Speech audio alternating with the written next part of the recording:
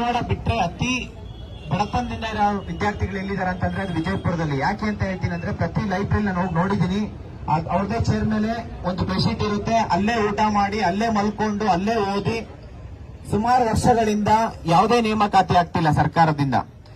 ಈ ಒಂದು ಪರಿಸ್ಥಿತಿಗೆ ಬಡತನ ಜಾಸ್ತಿ ಯಾಕಾಗ್ತಾ ಇದೆ ಅಂತಂದ್ರೆ ಇದಕ್ಕೆ ಮೂಲ ಕಾರಣ ಯಾರಂದ್ರೆ ಸರ್ಕಾರ.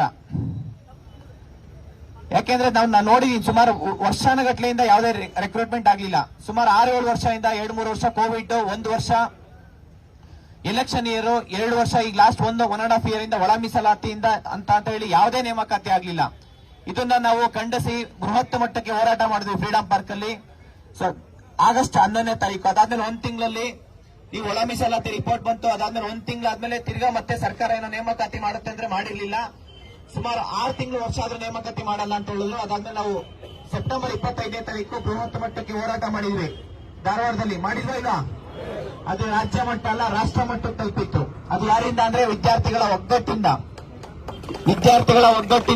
ನಾವು ಒಗ್ಗಟ್ಟಾದ್ರೆ ಅಂತಂದ್ರೆ ಏನ್ ಬೇಕಾದ್ರೂ ಮಾಡಬಹುದು.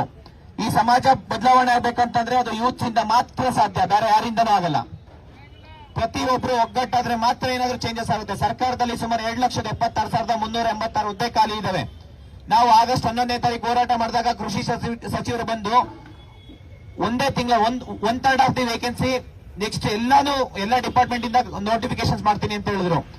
ಅದಾದ್ಮೇಲೆ 1 ತಿಂಗಳಾದ್ರೂ 2 ತಿಂಗಳಾದ್ರೂ ನೋಟಿಫಿಕೇಶನ್ಸ್ ಆಗಿಲ್ಲ. ಧಾರವಾಡದ ಹೋರಾಟ ಆದ್ಮೇಲೆ ಬರೀ ಒಂದೇ ಒಂದು ನೋಟಿಫಿಕೇಶನ್ಸ್ ಆಗಿದೆ 708.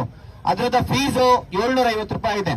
UPSC ಮಾದರಿ ತರ ಫೀಸ್ ಸ್ಟ್ರಕ್ಚರ್ ಇರಬೇಕು. ಮತ್ತೆ ಪ್ರತಿ ಇಲಾಖೆಯಿಂದ ನೋಟಿಫಿಕೇಶನ್ಸ್ ಆಗಬೇಕು. ಟೀಚರ್ಸ್ ವೇಕೆನ್ಸಿ 70,727 ಹುದ್ದೆ ಖಾಲಿ ಇದೆ. ಪೊಲೀಸ್ ಡಿಪಾರ್ಟ್ಮೆಂಟ್ ಅಲ್ಲಿ 25,000 ಇಂದ 30,000 ಹುದ್ದೆ ಖಾಲಿ ಹುದ್ದೆ ಇದೆ. ಆದ್ರೆ ಇಲ್ಲಿವರೆಗೂ ಯಾವುದೇ ನೋಟಿಫಿಕೇಶನ್ಸ್ ಆಗಿಲ್ಲ. ಆಗಿದ್ಯಾ? ಆ ಸಚಿವರು ಹೇಳ್ತಾರೆ 2 ದಿನದಲ್ಲಿ ನೋಟಿಫಿಕೇಶನ್ಸ್ ಮಾಡ್ತೀನಿ ಅಂತ ಹೇಳ್ತಾರೆ. ಇನ್ನೊಬ್ರು ಅತಿ ಶೀಘ್ರ ಅಂತ ಹೇಳ್ತಾರೆ. ಇನ್ನೊಬ್ರು ಸಚಿವರು 5,000, 10,000 ವೇಕೆನ್ಸಿ, 15,000 ವೇಕೆನ್ಸಿ, ಮೊನ್ನೆ 30,000 ವೇಕೆನ್ಸಿ ನೋಟಿಫಿಕೇಶನ್ ಮಾಡ್ತೀನಿ ಅಂತ ಹೇಳಿದ್ದಾರೆ. ಆಗಿದ್ಯಾ ಯಾವ್ದಾದ್ರು? ಈ ಒಂದು ಪರಿಸ್ಥಿತಿಗೆ ತಗೊಂಡ್ಬಂದಿರೋದು ಸರ್ಕಾರ. Correct time to time recruitment ಮಾಡಿದ್ರೆ ಇಲ್ಲಿ ಯಾರು ನೀವು ವರ್ಷಾನುಗಟ್ಟಲೆ ಕುತ್ಕೊಳ್ಳೋ ಅಂತ ಅವಶ್ಯಕತೆ ಇದೆಯಾ?